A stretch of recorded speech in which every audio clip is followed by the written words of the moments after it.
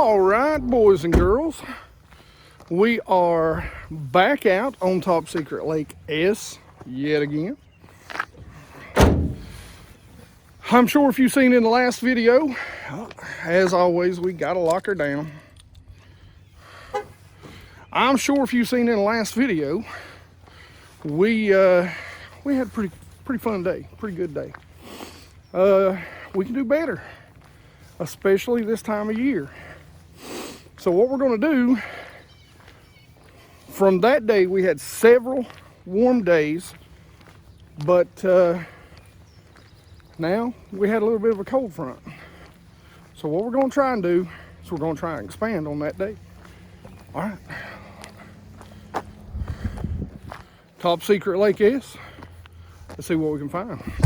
All right, guys, let's talk about conditions. Right now, we had a cold front. The last time we were out here on Monday, we had a unusual high, record high temperatures, but we had several days, 3, 4, I don't know, maybe even 5 days.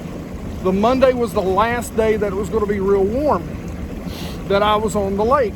So, fast forward to about, I don't know, 3, 4 days later. What is today? Thursday. So Monday to Thursday, we're back out on the lake. And the thing of it is now we've had a cold front. You can see my breath. Now, it's not actually that cold this morning. It's right around about that. Well, it's 38, 39 degrees, so it's a little cold this morning. All that being said, it's supposed to get up to 58, and we're beginning a warming trend now. It has been lows in the 30s, highs in the lower 40s, upper 50s as we come in. So what that'll do, theory, we're going to try and prove it today, is hold those fish where they're at. They're not going to run back out to the main lake because of a slight cold front, but instead what's going to happen is they're going to back off. So the water temp, again, 55, so it's down from the 56 that it was the first day that I come out. So we think, basically, I think they're going to be in the same locations that we found them last time. So I don't know what the water color is yet. We'll talk about that when we get to the next spot. But let's put her up on plane and get to stop number 1 and see if we can't expand on what we found Monday.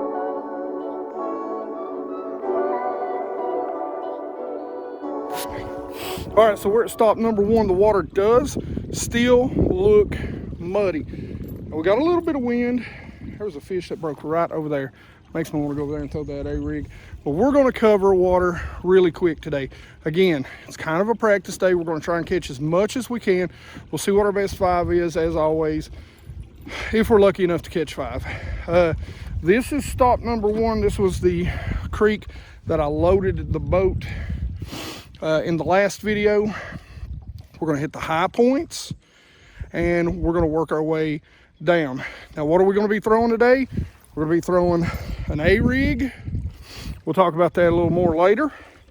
I've got 4 different types of swim baits, including underspins, and 2 types of worms, just in case these fish just so happen to be on the bed. Again, don't think that's the case, but if we get some peckers that don't take it, that's always a sign that they could be marking their territory. That's when we're going to pick up the, as we call it around here, the little green worm. But you kind of see, I'm not really going to be throwing a little green worm. All right, let's get it.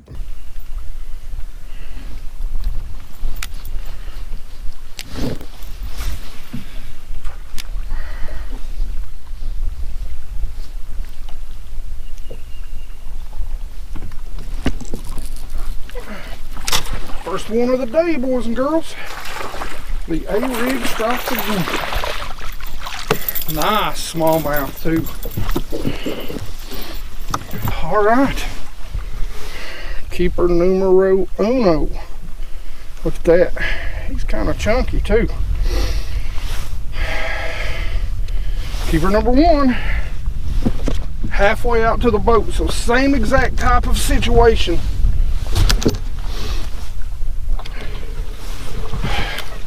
that we had the last time. The same exact type of situation that we had the last time. I hit halfway out to the boat, and I'm telling you, I didn't even feel him. He must come up behind it and slurped it in. All right, so what we're doing, we caught that fish. They like to group up. So what we're doing is we're actually backing off. We're gonna make another pass down that bank right there, because there could be a school of them. We are early, middle third. So we are middle third of the creek.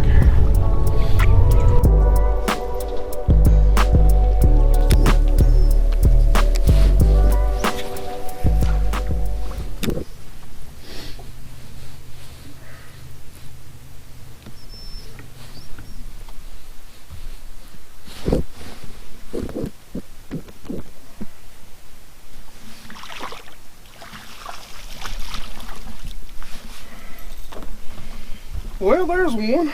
Let's see if he's a keeper. Okay, they gotta be 12. So let's put him on the board here. Nope. Man, this is going almost the exact same. So he's a non-keeper, just under 12. Going almost the exact same, but species reversed, oddly enough. I knew with the cold front moving in that this was going to be a tougher day, and so far we've got one keeper, one non-keeper, and that's the truth. It's definitely been a tougher day. So we're going to move on down the lake. You know what's odd is I'm seeing no boats up this way. So the secret may be out about down the lake, that it may be on fire down there, or you know, it's a Thursday, Wednesday, I don't know, Thursday, it's Thursday, that's right. So there just simply may not be that many people out today, especially with the COVID thing and all that. So let's go on. We're going to hit a couple of smaller creeks that resemble this one and hit a couple of spots and see if we can't maybe duplicate what we've done here the past few days. And if nothing else, we're going to eliminate water. You know, that's kind of what we're doing. We're practicing today. Yeah, I want to put together the best bag I can put together, but at the same time, I'm kind of figuring out where the fish are, because when they come up and they begin to spawn, then it's going to be on. So if I can see where they're moving to, and I definitely see in this creek now, well, all we got to do is find their beds after that. All right, let's go on to the next little area we're going to fish.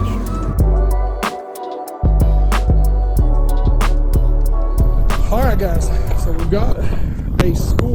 Looks like we're feeding on shad right up here. It kind of bottlenecks down, and right up here, right before it bottlenecks, it appears that we've got some schooling bass. We'll start off with the underspin. So spot number 2 did not pan out. There's a lot of shad, a lot of fish that look like they were chasing. You know, I threw really right out in the middle of the gut. I threw an underspin, a swim bait, through the Arig there, and you know, never could get any takers. You know, I thought about pulling out a Damiki rig and trying, but I really want to cover water. I want to get down to the lower end today and see what I can figure out down there. So let's stop at one or two other places, hit them real quick. We're gonna really be throwing moving baits as fast as we can go. Well, we're gonna be moving fast, fishing slow. You know, like I say, because we are on the back end of a cold front. This is the first day where the temperatures are going up, and they're not going up very high. So we shall, we'll see. This is kind of what I figured this day was going to be. I figured it was going to be a tough bite today, but we'll get it going. Let's see what we can do.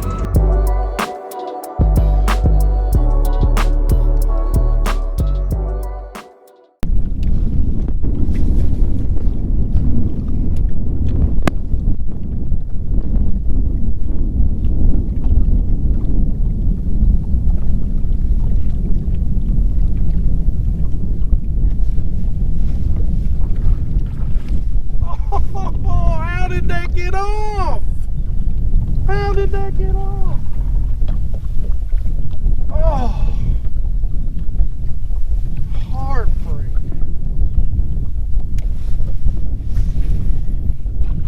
Wow.